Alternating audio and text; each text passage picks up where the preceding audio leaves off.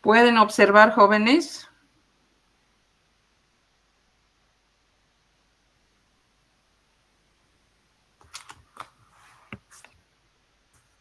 ¿Sí?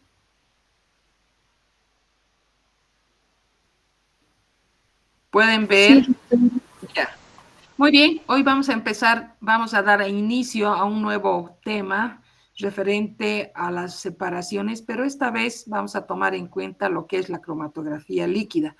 Es una técnica de separación bastante amplia por la diversidad, diríamos, de distintos tipos de cromatografía líquida que de acuerdo a una serie de variables van diferenciándose unas de otras. Entonces, vamos a empezar desde lo más, diríamos, clásico, desde lo más tradicional, hasta ir viendo métodos con una serie de modificaciones, mejoras, podríamos decir, y también la posibilidad de especificar para determinado tipo de elementos, de mezclas que requieren un principio totalmente diríamos, específico o exclusivo para ese tipo de materiales.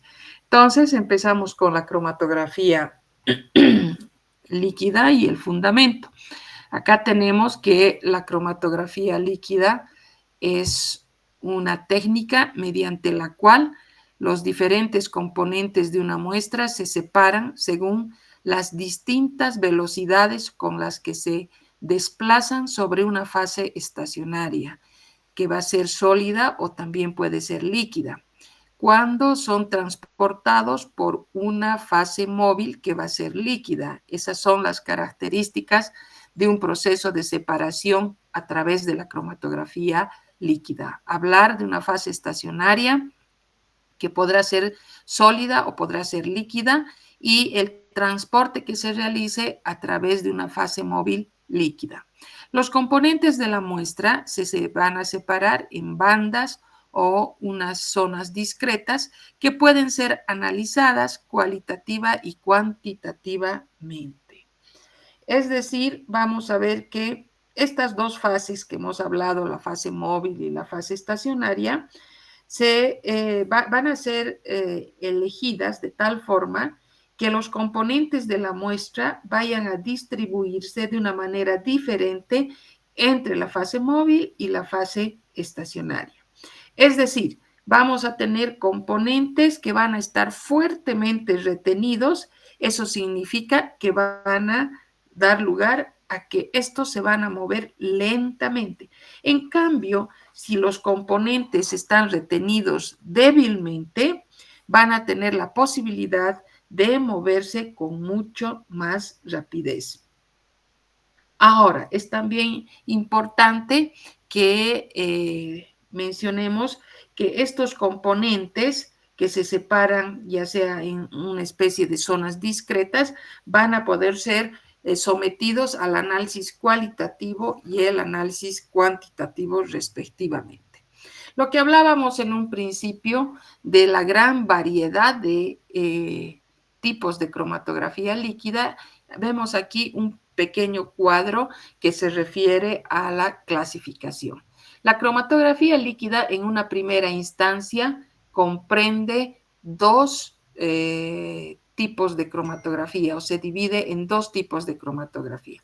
La cromatografía plana y la cromatografía en columna. ¿Qué características van a tener respectivamente cada una de ellas? La cromatografía plana va a tomar en cuenta a una fase estacionaria que tendrá sus ciertas características y vamos a ver que esta va a tener que tomar en cuenta en un extremo la presencia de la mezcla de la muestra que posteriormente va a ser sometido a un ambiente que le permita diríamos, migrar, que le permita contar con un flujo que por capilaridad va a ascender y va a lograr diferenciar, va a lograr separar a los componentes de esa mezcla, obviamente tomando en cuenta al disolvente. Y como consecuencia vamos a tener un RF, diremos así, que va a ser la relación que consiste en la distancia recorrida por la molécula y la distancia que ha recorrido el frente, ¿no es cierto? Es decir, el disolvente. Este RF va a ser característico, va a ser propio para cada sustancia, para una composición dada de la fase móvil y un determinado tipo de superficies. Entonces, tomando en cuenta al soporte, tomando en cuenta a la fase móvil, nosotros podemos contar como un dato o determinante el RF que se pueda determinar. Entonces, eso cuando hablamos de la cromatografía plana. Si nos referimos a la cromatografía en columna, no es más que recordar lo que habíamos visto en la primera clase cuando hablábamos en nuestro tema introductorio, lo que había ocurrido inicialmente en los procesos de separación de una serie de pigmentos vegetales. Entonces, aquí vamos a tener la cromatografía líquida clásica en columna y los elementos que toma en cuenta.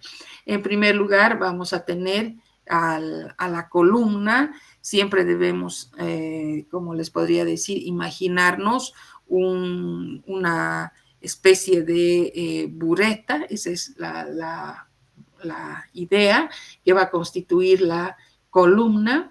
Ahora, esa columna tiene que ser empaquetada. Entonces, esta columna, al ser empaquetada, va a contener a la fase estacionaria. ¿Y por qué va a ser importante o por qué es necesaria esta fase estacionaria? Porque a través de esta se va a hacer pasar la fase móvil, ya sea por distintos métodos. Inicialmente, si hablamos de la cromatografía clásica, líquida en columna, tenemos que referirnos al paso de la fase móvil por gravedad. Entonces, nosotros vamos a tener acá la columna ya empaquetada, hemos dicho, y una vez que se ha empaquetado, nosotros añadimos la muestra. Y la muestra es otra etapa muy importante que posteriormente vamos a ir viendo, y con estas características nosotros vamos se va a llevar a cabo el flujo por gravedad, que es lo más corriente, y vamos a contar con los reservorios de la fase móvil, que de una u otra manera van a originar el fraccionamiento, van a originar la separación de los componentes, como vamos a ver a continuación. Aquí tenemos un esquema, pues, gráfico muy simple de lo que es la cromatografía líquida clásica y en columna. En primer lugar, la presencia de la columna, muy importante. Esta actúa como, diríamos, el medio en el que se va a colocar la fase estacionaria. Se coloca la fase estacionaria, como pueden ver en el segundo tubo, o sea, se está logrando el empaquetamiento de la columna. Pasamos a otra etapa que va a ser la aplicación de la muestra. Se aplica la muestra y luego vamos a tener la elución después de haber añadido todo lo que es la fase móvil, y esta a través de o por gravedad va a permitir ir separando cada uno de los componentes, y vamos a ver que se van a ir estos separando, se van a ir fraccionando en cada uno de los elementos que van a formar parte de esa mezcla. Por eso, resumiendo, decimos que el proceso de cromatografía líquida clásica comprende la presencia de la columna, el empaquetamiento de la misma, luego tenemos una etapa de la aplicación de la muestra y luego lo que va a ser la elución, y la recogida de las diversas fracciones con las que contamos. Eso en términos generales, cuando nosotros nos referimos inicialmente a lo que es el proceso de separación por la cromatografía líquida clásica, por la cromatografía líquida tradicional.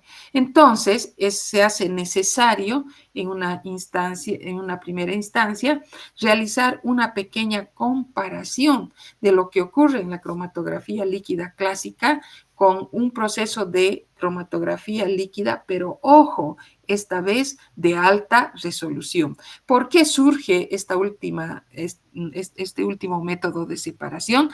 Para mejorar, para corregir algunas situaciones, no diremos adversas, pero limitantes que podemos encontrar en un proceso líquido o de separación líquida bastante clásico. Entonces, la realidad o lo que ocurre en un proceso de cromatografía clásica versus los objetivos que nos llevan a pensar en otro tipo de separación dentro de la cromatografía líquida, desde luego. En primer lugar, decimos que la cromatografía clásica es bastante lenta, porque hemos hablado de procesos de difusión, hemos hablado de la acción de la gravedad, entonces eso requiere tener la paciencia suficiente para contar con un proceso, sí, en el que vamos a obtener definitivamente la separación de sus componentes, pero diríamos, una situación adversa constituye el tiempo que debemos esperar. Entonces, con ese objetivo de corregir este tipo de deficiencias es que contamos con la cromatografía líquida de alta resolución que va a lograr una mayor eficiencia en el proceso de separación. Otro aspecto a considerar es que es poco eficaz, por tanto, la capacidad de separación como el número de solutos que se pueden separar. O sea, diríamos, fuera de ser lenta, no por las características, por las condiciones, es poco eficaz, tanto por el mismo hecho de separar, como también el número de elementos, el número de solutos que pueden ser sometidos a la separación. Entonces, ¿qué ocurre en el otro tipo de cromatografía que nos urge mencionar? Va a ser, se corrige el tiempo y el tiempo de separación va a ser menor y inclusive va a ser capaz de separar mezclas bastante complejas en un tiempo totalmente corto comparado con el primer caso. Luego tenemos que hablar de que son la cromatografía líquida clásica, comprende una técnica laboriosa por la necesidad de la intervención constante del operador. En cambio, en la cromatografía líquida nueva, diremos, no le daremos todavía el nombre, esta nos permite acoplar un sistema de detección continuo a la salida de la columna y eso nos va a facilitar bastante y no requerimos la presencia completa o la presencia continua del operador. Luego vamos a hablar de que la cromatografía líquida tradicional no proporciona directamente el cromatograma, en cambio en la de alta resolución, diríamos, nos permite acoplar un sistema de detección continua a la salida de la columna. Y luego también debemos mencionar que solo en la cromatografía clásica podemos separar componentes de un orden aproximadamente de gramos y miligramos. En cambio, en el caso de la cromatografía líquida de alta resolución, nos permite separar sustancias que estén en el orden de los microgramos. Entonces, son condiciones bastante importantes que se deben considerar, ¿no?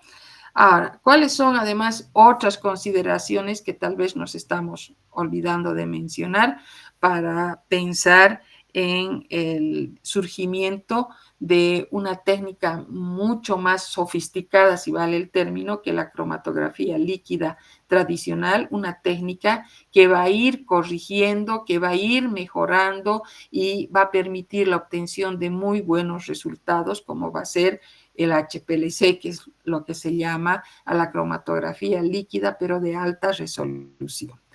Tenemos acá que este tipo de método cromatográfico se lo utiliza para contar con una cromatografía mucho más competitiva en lugar de emplear solo la fuerza de gravedad para hacer pasar la fase móvil líquida a través de la fase estacionaria. Necesariamente se hace importante emplear las bombas de alta presión. El empleo de presiones elevadas que oscilan entre 500 y 5000 psi de fase móvil líquida permitirá, en primer lugar, reducir el tamaño de las partículas presentes dentro de la fase estacionaria, reducir la duración de una separación cromatográfica entre 5 y 50 veces, imagínense, y una detección continua del eluido. Entonces, esas son consideraciones muy importantes que diríamos impulsan cada vez más al surgimiento de alguna variedad, diremos así todavía, de algún tipo perfeccionado de separación a través de la cromatografía líquida. Bien, ahora, pero como presentan una serie de ventajas, también tenemos que mencionar la presencia de algunas limitaciones o de algunas situaciones adversas. En el caso, por ejemplo, del HPLC, o sea, la cromatografía líquida sometida a altas presiones, vamos a ver que van a existir o se van a presentar complicaciones técnicas en conmemoración o en comparación con la modalidad clásica. Desde luego, estamos hablando de una serie de bondades, entonces eso sugiere contar con un equipo y obviamente una técnica que sea mucho más, diríamos, que cumpla una serie de condiciones adicionales. Entonces, un notable, esto sugiere que haya un incremento en el costo de la adquisición y el mantenimiento del instrumento. Eso en cuanto a la comparación que podamos hacer y en términos generales, si hacemos una diferenciación entre la cromatografía líquida en columna clásica que estamos mencionando y la cromatografía líquida pero sometida a altas presiones, nosotros podemos decir que cuáles van a ser sus diferencias. Por ejemplo, vamos a tener que constituye el empleo de presiones de líquidos muy elevadas. Estamos hablando de 600 atmósferas o mucho más. Luego, el uso de las columnas, cuyo diámetro va a ser bastante pequeño, que oscila entre 1 a 7 milímetros.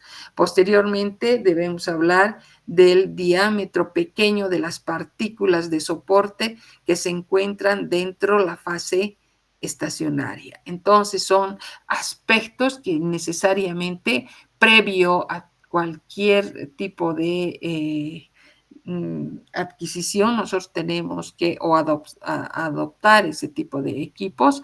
Nosotros tenemos que necesariamente verificar si efectivamente nosotros estamos en condiciones de contar con un equipo con semejantes características. Y aquí vamos a ver un esquema de lo que es un equipo de separación de cromatografía líquida, donde ya está sometido a la presencia de presiones elevadas, donde se hace indispensable la presencia de algunos componentes. Nosotros recordaremos, bueno, este es un croquis, un esquema de un equipo de de un cromatógrafo sometido a alta resolución, donde vamos a ir estudiando cada uno de sus componentes, frente a un equipo empleado para la cromatografía líquida tradicional, que como verán es mucho más sencillo, mucho más simple, y obviamente también los resultados no son, diríamos, los que cumplan con una serie de situaciones que que se puede exigir. Entonces, se logra la separación, se logra el fraccionamiento, pero de una manera que hay que considerar que el tiempo, que el proceso de separación, etcétera, etcétera, etcétera, tienen nomás pues que influir y determinar el tipo de separación con la que estamos contando. Entonces, hemos hablado ya de sus comparaciones, hemos visto ahora los componentes.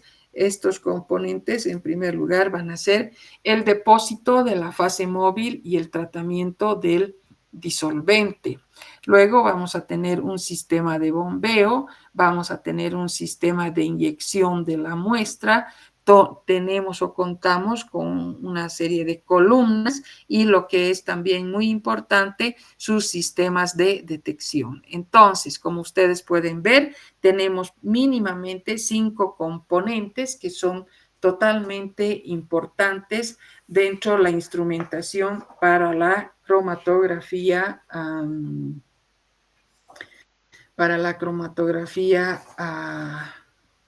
líquida.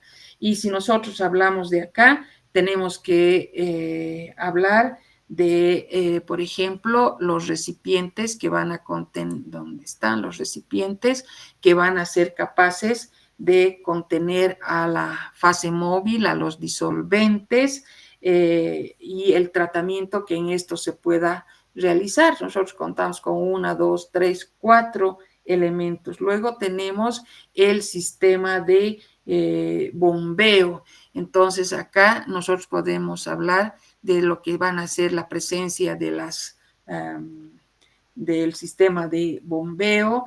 Luego debemos considerar un sistema por donde vamos a realizar la inyección de la muestra, pero antes dentro lo que es la bomba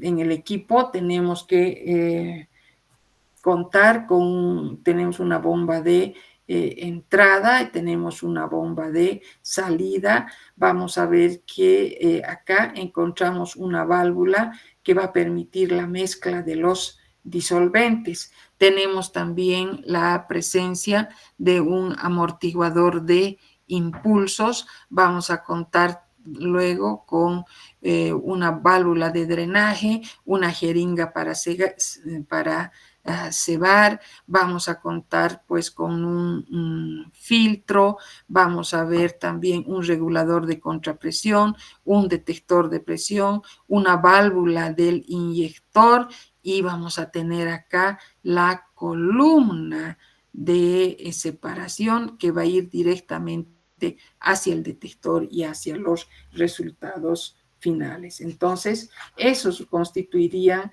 los elementos fundamentales que están presentes en un equipo para separación a través de la cromatografía líquida, pero tenemos que decir ya estos sometidos a alta presión.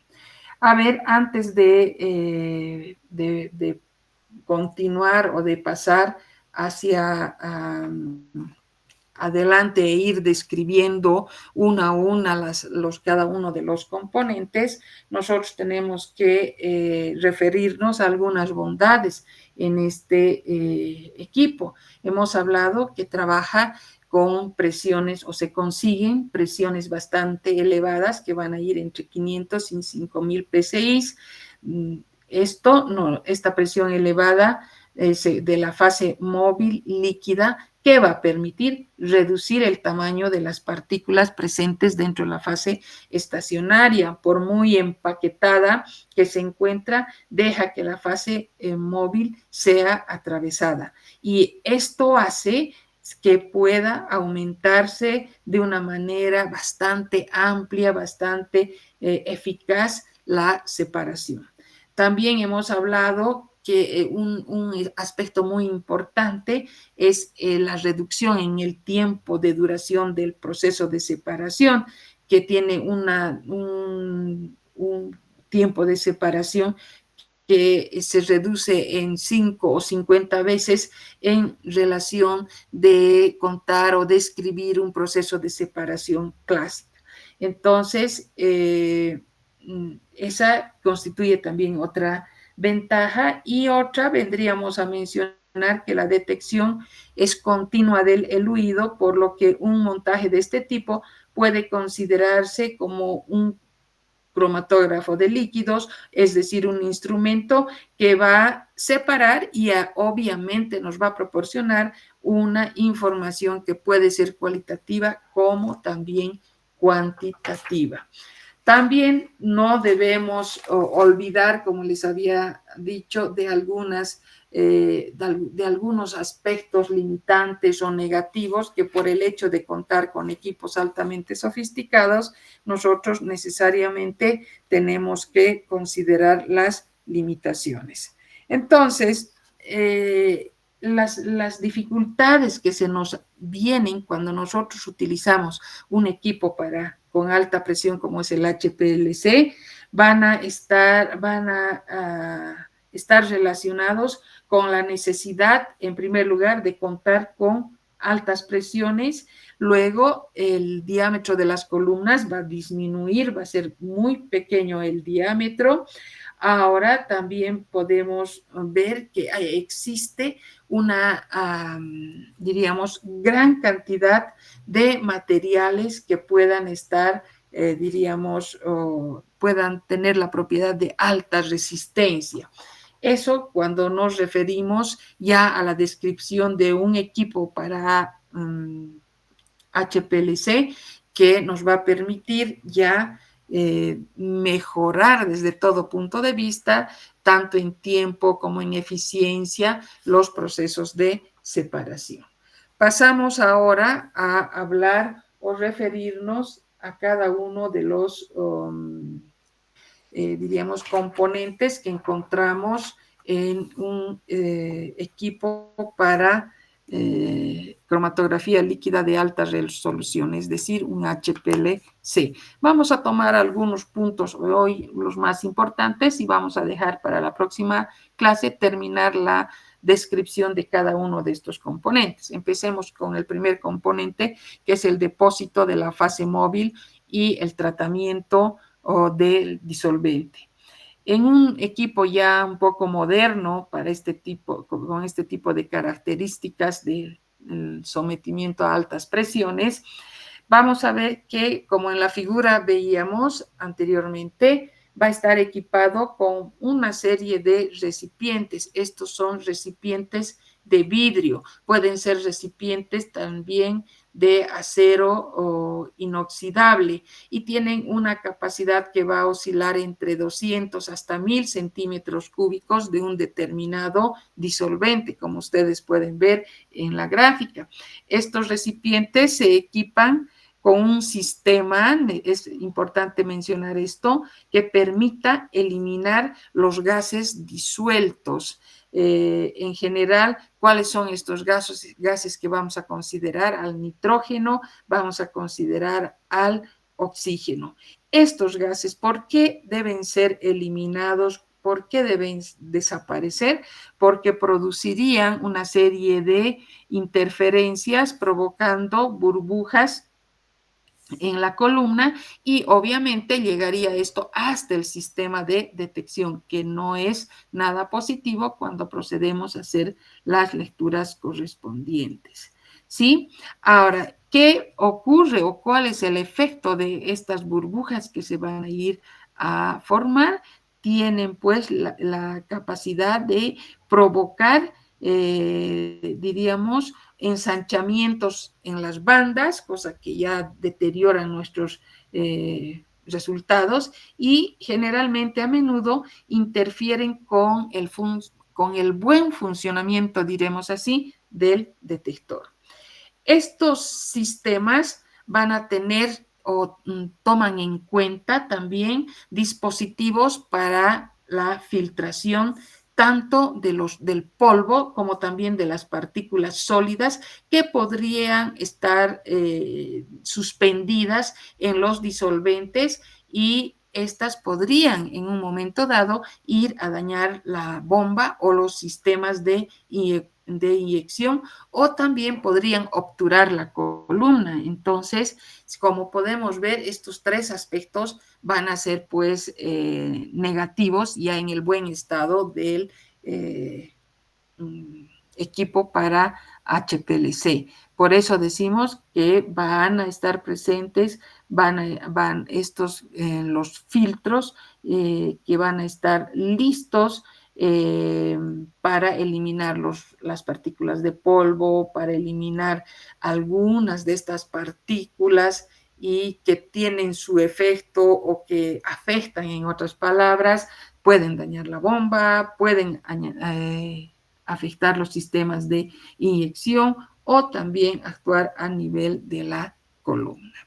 Pasamos entonces a otro, que son los componentes. Ya hemos visto del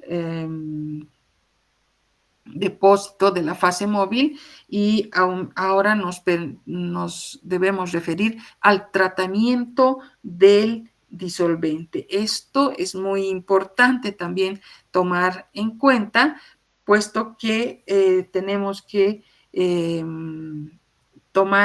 referirnos a un proceso que va a ser la desgasificación. ¿Por qué es importante la eliminación de estas pequeñas partículas dentro del filtrado?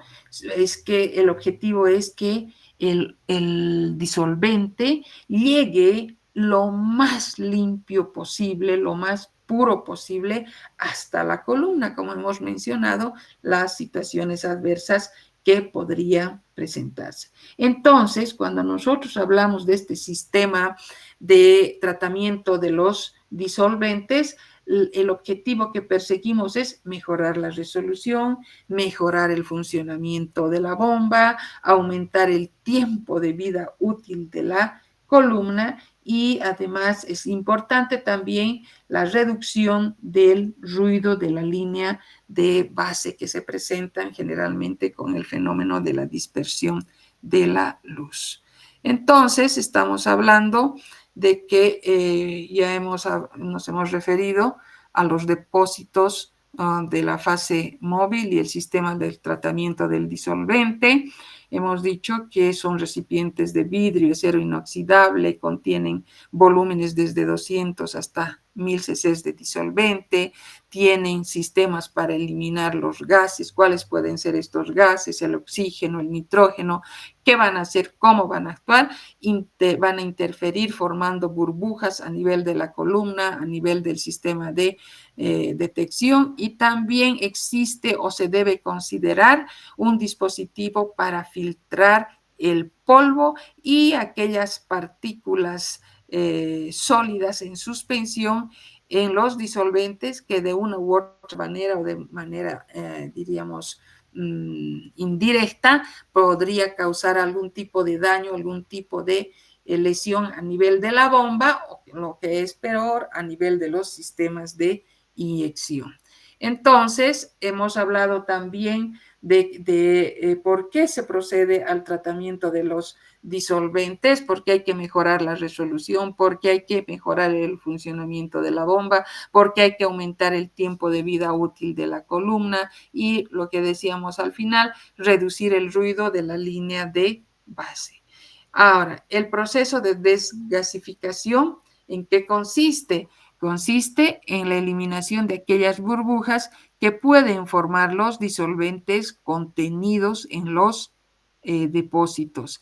Esto se puede hacer por un sistema de bombeo, se puede hacer por un sistema de destilación, se puede emplear un dispositivo de agitación y de calefacción, y finalmente tomar en cuenta a los sistemas de purgado que eliminan los gases disueltos a través de finísimas burbujas presentes en un gas inerte que no vaya a ser soluble en una fase móvil. Entonces, de todas maneras, vemos cuál es diríamos, la importancia del proceso de desgasificación, ¿no? Entonces, eso vamos a tomar en cuenta. Ahora necesariamente hablaremos del proceso de filtrado.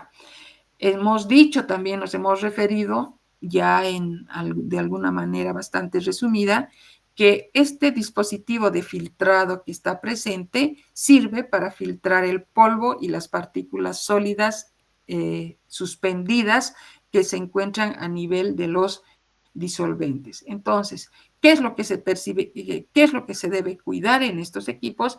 La presencia de la bomba. La bomba, hemos mencionado que son sistemas bastante, si vale el término, delicados, sensibles a los sistemas de inyección o que puedan obturar la columna. El proceso de elusión de la fase móvil a través de la fase estacionaria se puede llevar a cabo de dos formas, tomando en cuenta la elusión isocrática y tomando en cuenta la elusión en gradiente. ¿A qué se refiere la elusión isocrática? Cuando se emplea una fase móvil cuya composición va a ser constante. Es decir, tendríamos que resumir diciendo que es el único eluyente que se va a ir presentando. Y esto vamos a ver que debemos tomar en cuenta también una elusión en gradiente, porque está formada por dos o más disolventes de polaridad distinta, ojo, eso es muy importante, cuya relación va a ir cambiando a lo largo de la elusión cromatográfica. Unas veces de forma continua y otras en una serie de etapas. Esta elusión suele incrementar la eficacia de la separación. Desde luego, cuando nosotros hablamos de una elusión en gradiente, nos estamos refiriendo a una mezcla.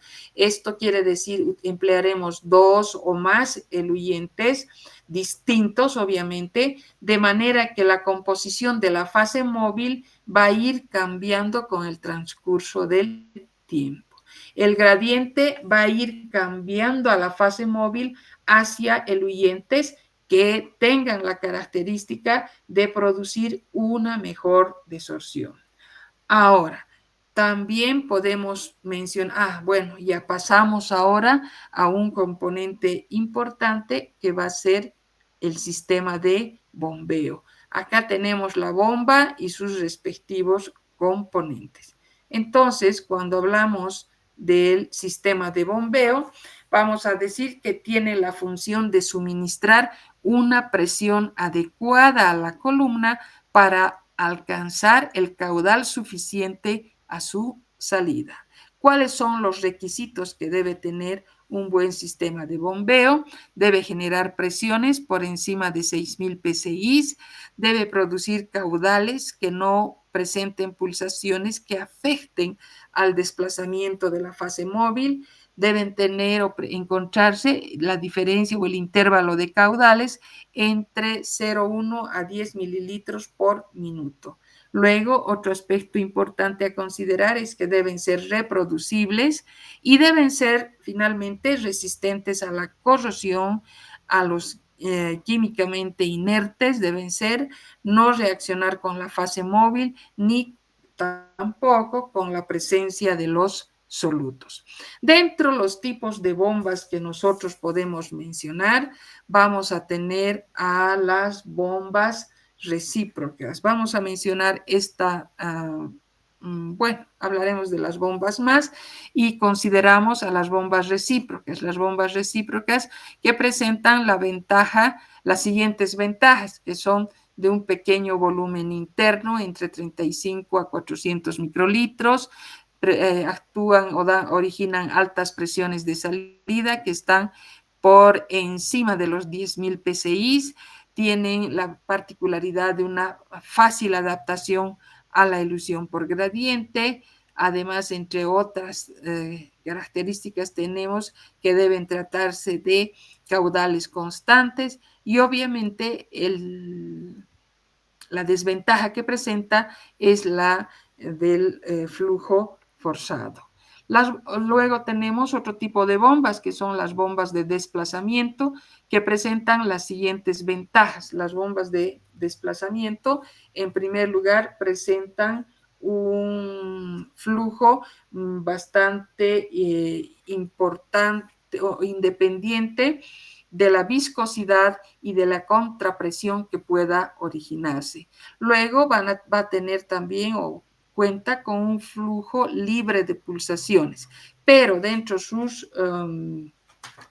desventajas presenta la posibilidad de emplear un disolvente, la capacidad del disolvente va a ser limitada, no puede esperarse mayores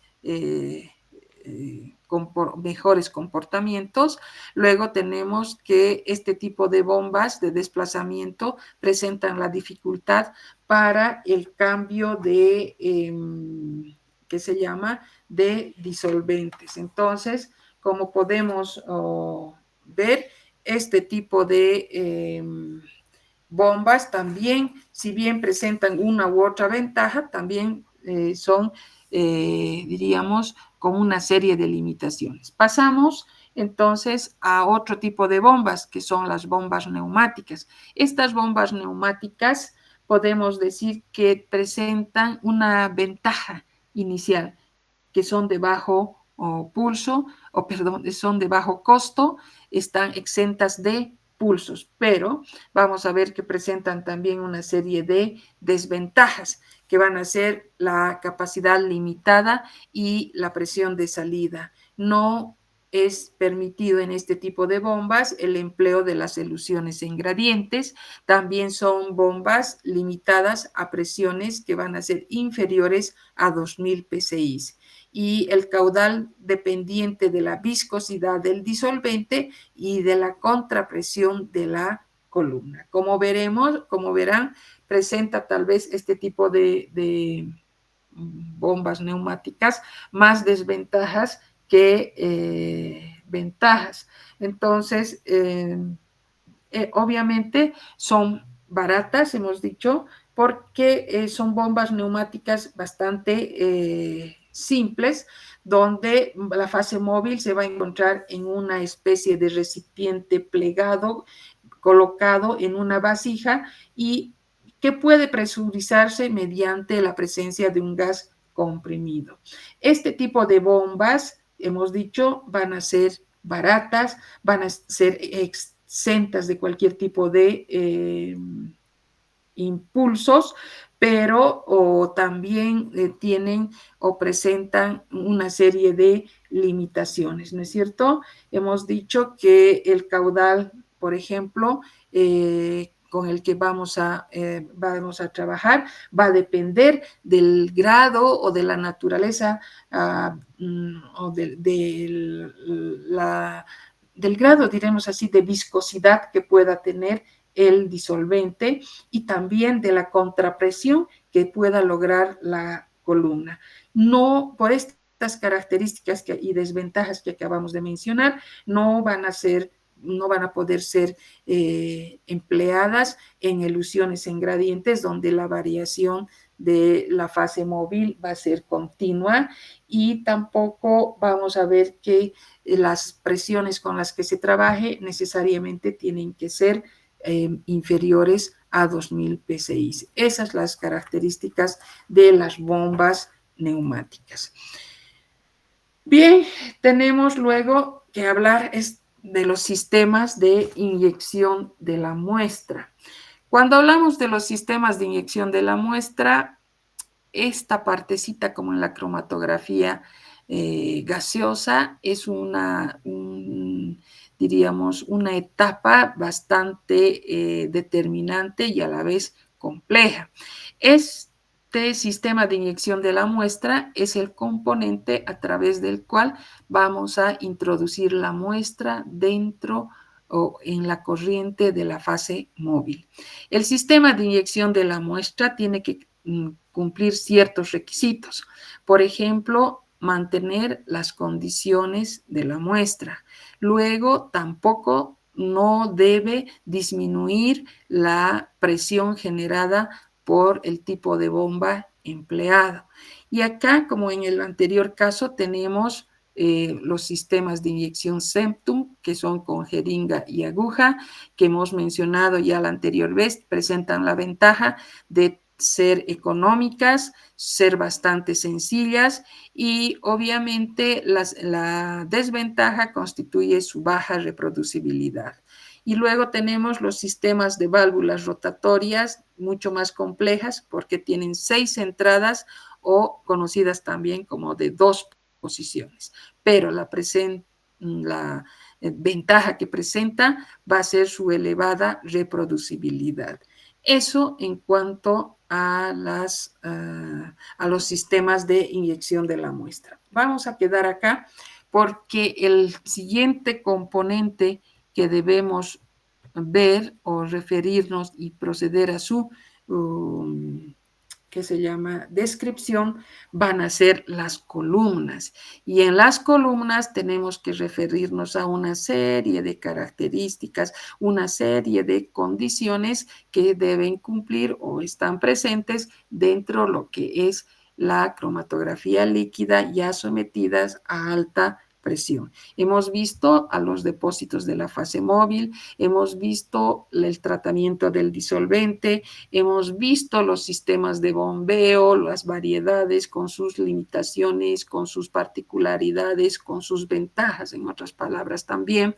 Luego hemos visto que, como en la cromatografía gaseosa, existen tipos de sistemas de inyección de la muestra y obviamente tendríamos que considerar luego a las columnas. Vamos a quedar acá y estaríamos viéndonos la próxima clase. Que tengan una buena tarde, jóvenes. Hasta luego.